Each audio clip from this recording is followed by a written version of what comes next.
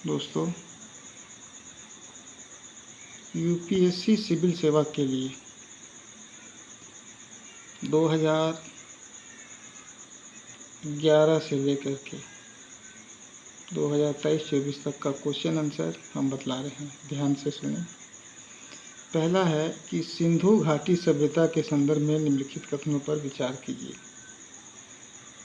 यह प्रमुखतः लौकिक सभ्यता थी अथवा उसमें धार्मिक तथा तत्व यद्यपि उपस्थित था, वर्चस्व वाली नहीं था। उस काल में भारत में कपास से वस्त्र बनाए जाते थे। इन दोनों में से कौन से सही हैं? तो दोनों सही हैं। नंबर 2 में आइए। नंबर 2 में क्वेश्चन कहता है धर्म तथा रीत भारत की प्राचीन वैदिक सभ्यता के एक केंद्रीय विचार को चित्रित करते हैं। इस संदर्भ में निम्नलिखित कथनों पर विचार कीजिए। पहला कहता है धर्म व्यक्ति के दायित्वों एवं स्वयं तथा दूसरों के प्रति व्यक्तिगत कर्तव्यों की संकल्पना था।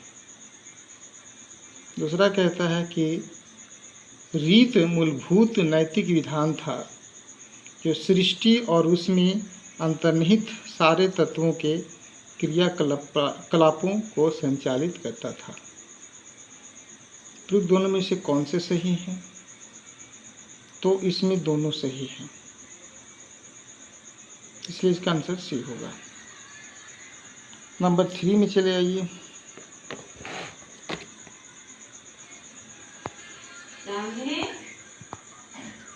नंबर 3 में कहता है कि जैन दर्शन के अनुसार सृष्टि की रचना एवं पालन पोषण सार्वभौमिक विधान से हुआ, सार्वभौमिक सत्य से हुआ, सार्वभौमिक आस्था से हुआ या सार्वभौमिक आत्मा से हुआ। तो इसका आंसर भी सी है, यानी सार्वभौमिक आस्था से हुआ। ठीक है, इसलिए तीसरा का सी आंसर। चौथे में चले आइए। चौथा क्या कहता है, सो ध्यान से सुनिए। प्राचीन भारत में देश की अर्थव्यवस्था में अत्यंत महत्वपूर्ण भूमिका निभाने वाली श्रेणी संगठन के संदर्भ में निम्नलिखित में से कौन से ऐसे कथन सही? प्रत्येक श्रेणी राज्य की एक केंद्रीय प्राधिकरण के साथ पंजीकृत होती थी और प्रशासनिक स्तर पर राजा उनका प्रमुख होता था। दूसरा कहता है श्रेणी ही वेतन कम करने के नियमों, मानकों और कीमतों को सुनिश्चित करती थी। तो इसमें आंसर कौन सा होगा भाई? तो इसका आंसर जो है तीसरा है। तीसरा एक चीज़ और है कि श्रेणी का अपने सदस्य पर न्यायिक अधिकार होता था। निम्नलिखित कथनों पर आधार सही उत्तर चुनिए। तो इसका आंसर जो है डी होगा, यानी तीनों का तीनों सही है। यानी प्रत्येक श्रेणी राज्य की एक केंद्रीय प्राधिकरण के साथ पंजीकृत होती थी और प्रशासनिक स्तर पर राजा उनका प्रमुख होता था। श्रेणी ही वेतन, काम करने के नियमों, मानकों और कमियों को सुनिश्चित करती थी। श्रेणी का अपने सदस्यों पर न्यायिक अधिकार होता था। इसी चौथा का डी आंसर सही है। पांचवा में चले आइए। पांचवा क्या कहता है? निम्नलिखित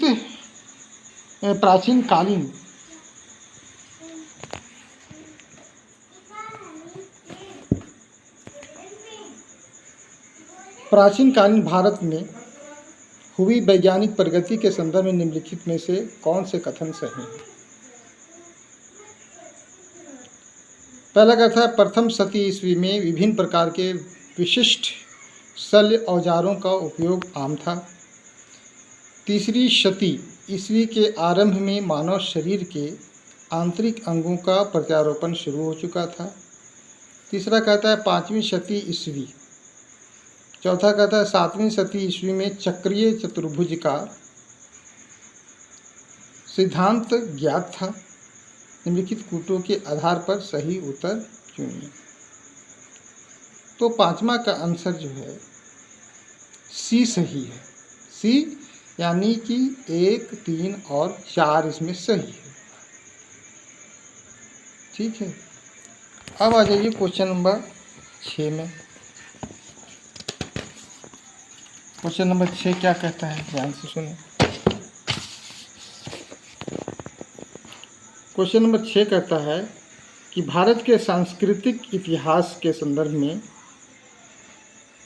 पंचायत शब्द किसे निर्दिष्ट करता है? तो पंचायत शब्द किसे निर्दिष्ट करता है भाई?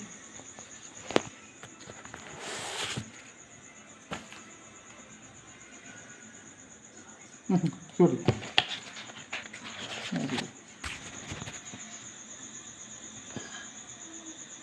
छठा क्वेश्चन नंबर 6।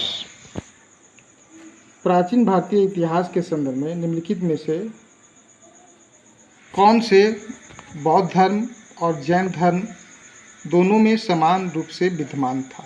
जैसे तप और भोग का अति का परिहार, वेद प्रमाण के प्रति अनास्था, कर्मकांडों की फलवत्त का निषेध। निम्नलिखित कूटों के आधार पर सही उत्तर चुनिए। तो छठा का आंसर जो है वो है बी, यानी वेद प्रमाण के प्रति आस्था सही है, कर्मकांडों की फलवत्ता का निषेध, ये दोनों सही है। इसलिए छठा का आंसर जो है बी है। अब सातवां में चले आइए। सातवां कहता है नागर, द्रविड़ और वेसर हैं क्या है? तो ये भारतीय मंदिर वास्तु की 3 मुख्य शैलियाँ हैं, इसलिए सातवां का सी आंसर। आठवां में क्या कहता है कि भगवान बुद्ध की प्रतिमा कभी कभी एक हस्त मुद्रा युक्त दिखाई गई है, जिसे भमिष्यर्थ मुद्रा कहा जाता है। यह किसका प्रतीक है? यह प्रतीक है मार के प्रलोभनों के बावजूद अपनी शुचित और शुद्धता का साक्षी होने के लिए बुद्ध का धरती का आह्वान। इसलिए आठवां का पी सही है। नौवां में चले आइए। क्वेश्चन नंबर 9 क्या कहता है? पूर्व वैदिक आर्यों का धर्म प्रमुख था भक्ति, मूर्ति पूजा और यज्ञ, प्रकृति पूजा और यज्ञ, प्रकृति पूजा और भक्ति। तो नौवां का सी सही है, यानी प्रकृति पूजा और यज्ञ, यही सही है। अब आ जाइए क्वेश्चन नंबर 10 में। क्वेश्चन नंबर 10 क्या कहता है, तो ध्यान से सुनिए।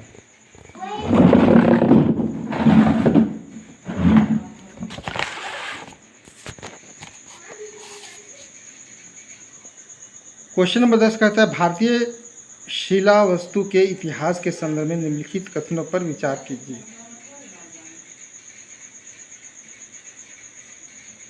10वां का जो है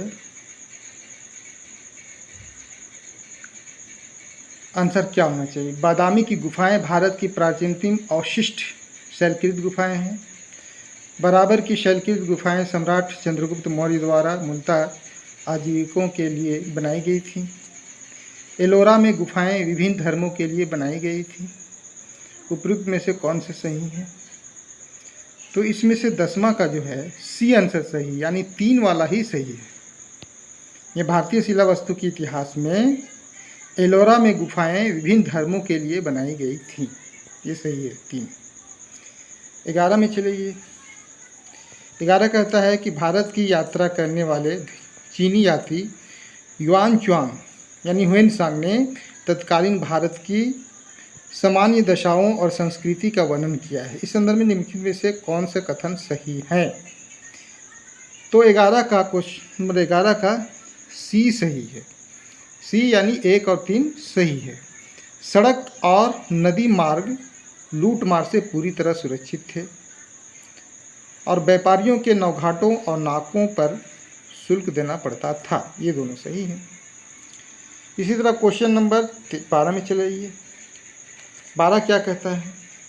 12 कहता है कुल शैलकृत बौद्ध गुफाओं को चैत्य कहते हैं जबकि अन्य को विहार। दोनों में क्या अंतर है? तो दोनों में क्या अंतर है तो बताते हैं। दोनों में ये अंतर है कि चैत्य गुफा के दूर के सिरे पर स्तूप होता है जबकि विहार गुफा पर अक्षीय कक्ष होता है। यानी सी आंसर इसका सही है, 12 का सी। 13 में चले आइए। 13 क्या कहता है? निम्नलिखित में से कौन सा एक बौद्ध मत में निर्वाण की अवधारणा की सर्वश्रेष्ठ व्याख्या करता है? तो तृष्णा रूपी अग्नि का शमन, यही इसका आंसर होगा। ये 13 के 14 में चले जाइए। 14 क्या कहता है कि निम्नलिखित में से कौन से लक्षण सिंधु सभ्यता के लोगों का सही चित्रण करता है या करते हैं? तो 14 का डी आंसर सही है। यानी उपयुक्त कथनों में से कोई भी सही नहीं है। उनके विशाल महल और मंदिर होते थे? नहीं। वे देवियों और देवताओं दोनों की पूजा करते थे? नहीं। वे युद्ध में घोड़ों द्वारा खींचे गए रथों का प्रयोग करते थे? नहीं। यानी तीनों का तीनों गलत है। क्वेश्चन नंबर 15 में आ जाइए। 15 कहता निम्नलिखित में से कौन सा कथन जैन सिद्धांतों के अनुरूप है? तो 15 का जो है सी सही है। यानी कर्म को विनष्ट करने का सुनिश्चित मार्ग तपश्चर्या है और कर्म आत्मा का विनाशक है और अवश्य इसका अंत करना चाहिए। जबकि दूसरा जो कथन है प्रत्येक वस्तु में चाहे वह सूक्ष्मतम कण हो या आत्मा होती है, ये गलत है। 16 में चलिए। 16 क्या कहता है? निम्नलिखित भक्ति संतों पर विचार कीजिए। बादू दयाल, त्यागराज, गुरु नानक। तो इनमें से कौन उस समय उपदेश देता था या देते थे जब लोधी वंश का पतन हुआ तथा बाबर सत्तारूढ़ हुआ? तो उस वक्त गुरु नानक ही थे। इसलिए दो का बी आंसर सही है। 17 में चले आइए। 17 नंबर क्या कहता है? विश्व में निम्नलिखित ऐतिहासिक स्थलों पर विचार कीजिए। अजंता की गुफाएं, लेपाक्षी मंदिर, सांची स्तूप, है ना। ये इस उपयुक्त स्थलों में से कौन सा या विभिन्न चित्रकला के लिए भी जाना जाता है? तो ये तीनों जाने जाते हैं। अजंता की गुफाएं भी, लेपाक्षी मंदिर भी, सांची स्तूप भी। ठीक है, इसलिए इसका आंसर सी। 18 में चलिए। 18 कहता है भारत में दार्शनिक विचार के इतिहास के संबंध में सांख्य दर्शन संप्रदाय के संबंधित निम्नलिखित कथनों पर विचार कीजिए। तो 18 का आंसर बी कहता है। बी क्या कहता है? सांख्य की मान्यता है कि आत्मज्ञान ही मोक्ष की ओर ले जाता है, ना कि बाह्य प्रभाव अथवा कारक। पहला गलत है। सांख्य पुनर्जन्म या आत्मा के आवागमन के सिद्धांत को स्वीकार नहीं करता है। इसलिए इसका केवल 2 आंसर से ही एक गलत है। तो 18 का आंसर जो है, ठीक है, बी सही है। 19 में चले आइए। 19 क्या कहता है? निम्नलिखित राज्यों में से किनका संबंध बुद्ध की जीवन से था? बुद्ध के जीवन से किनका संबंध था? अवंती का नहीं, गंधार का नहीं, कौशल का था और मगध का था। ठीक है। उसी तरह क्वेश्चन नंबर 20 में चले आइए। 20 नंबर क्या कहता है? सो ध्यान से देखिए। 20 नंबर कहता है कि भारत के सांस्कृतिक, छोड़ दीजिए,